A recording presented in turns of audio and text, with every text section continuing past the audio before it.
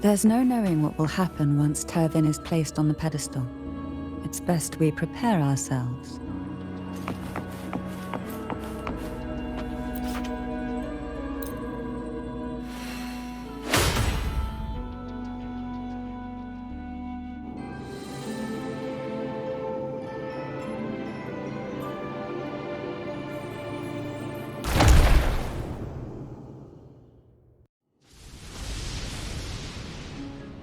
No longer shall you bear these thorns as a reminder. Forged from primordial seas, this crown shall grant a new identity. Fleur-de-Lis, child of divinity, the Immaculate One, will you uphold the sacred teachings of the Order of the Deep? I will. Salvation, unity, ascension. Of these three doctrines, which do you choose? I choose salvation. I wish to be the Master's blade, striking evil, upholding virtue, and offering salvation to those in peril. In the name of divinity, I bestow upon you this crown. May the blood of justice never run dry. Through this sacred rite, you become the bridge between the heavens and the living. From this day forward, you shall be the Master's sole receiver and herald.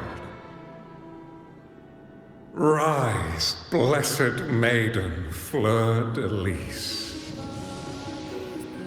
None but the Master shall ever have the right to command you to bend the knee.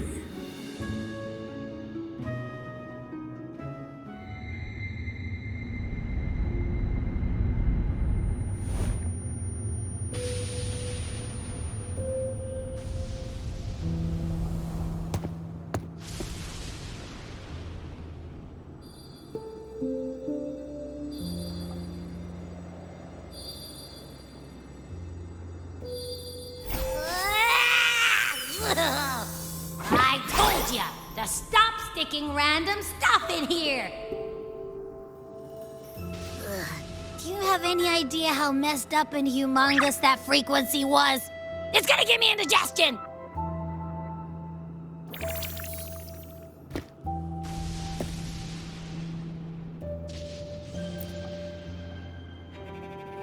I should ask you that.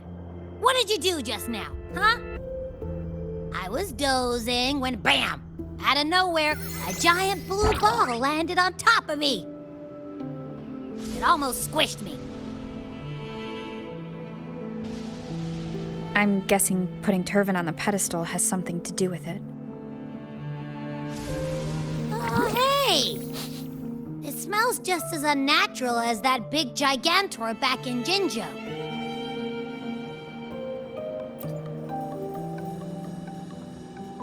The Sentinel of Jinzhou. If what our little echo friend says is true, then the frequency that entered your tacit mark could be Imperator's powers. Huh? But the Sentinel isn't even here. The power to split and manipulate space. It is reminiscent of the moment of Tervin's creation. Only this time the place of confinement has become your tacit mark. Why would it do that? I believe it was meant for the true maiden. Under the right circumstances, the one to wield this sword and enter the sonorosphere would be the Sentinel's resonator, the Blessed Maiden.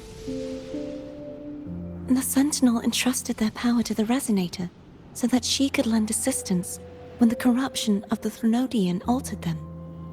Quite logical, isn't it? You don't seem too thrilled about it. If Imperator set this in motion, then their original plan has already failed. Cardathia, that means your guidance holds the key now. But I believe in you.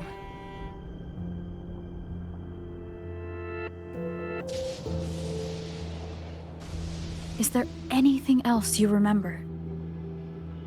I just remembered the day I was crowned by the Order. And the moment the dark tide descended upon us.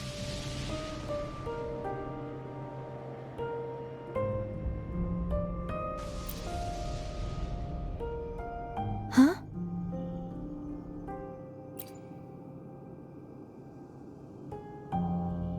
But I didn't see the dark tide. That is all I can remember. Is that what you saw? You witnessed it as well, Cantrella. No. I only saw fragmented, blurry images. They seemed to belong to other places within the sonorosphere.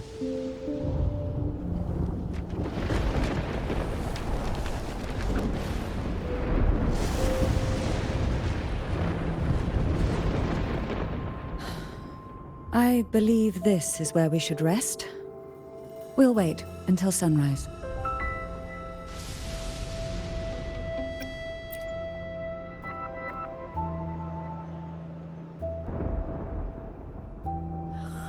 I'm gonna hit the sack as well.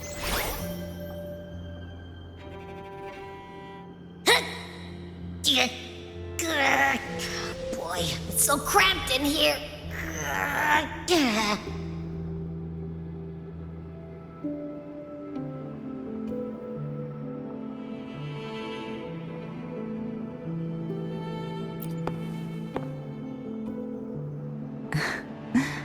Now, what could you possibly want with me at a time like this? Is it true that the Phasalia family was one of the factions that started the conflict in that stained glass? The leader of one such faction, to be exact. That was a long time ago. After their defeat, the Union was disbanded under immense pressure, and the Phasalias gradually withdrew from the public eye. Is this why you had no choice but to publicly change your beliefs? No. The reasons for the Phasalia family relinquishing their pride and enduring disgrace are far more intricate than that. What do you mean? Long ago, Turvin was actually given to the Phasalia family by the first Primus, Napoli II. When the conflict had settled, he arranged a private meeting with the head of the family to reveal the truths behind the pilgrimage. He told the Phasalias that when he traveled through the first dark tide and reached its end, there was no sanctuary, only a battlefield filled with darkness and suffering.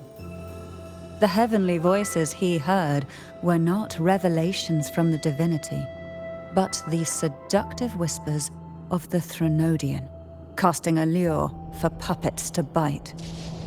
As I told you before, Leviathan is a Threnodian who uses beliefs to spread a spiritual plague. You see, it requires a puppet to carry its voice. The Sentinel realized the Threnodian's plots, and thus the first Dark Tide was launched as a hasty reaping of Raguna and the Sentinel. To save Raguna from the grim fate brought by the Dark Tide, the Sentinel split a portion of their power and entrusted it to Napoli II. This power allowed him to imbue the echoes with the strength to repel the tacit discords and purify the Dark Tide. And this power was released through the lantern depicted in the stained glass? Yes. The other part was kept inside Turvin. It was in that very moment, when the Sentinel's power had been weakened, that the Threnodian corrupted and merged with their body, transforming the Sentinel into the form you see today. If what you're saying is true, the first Primus should have been on Imperator's side.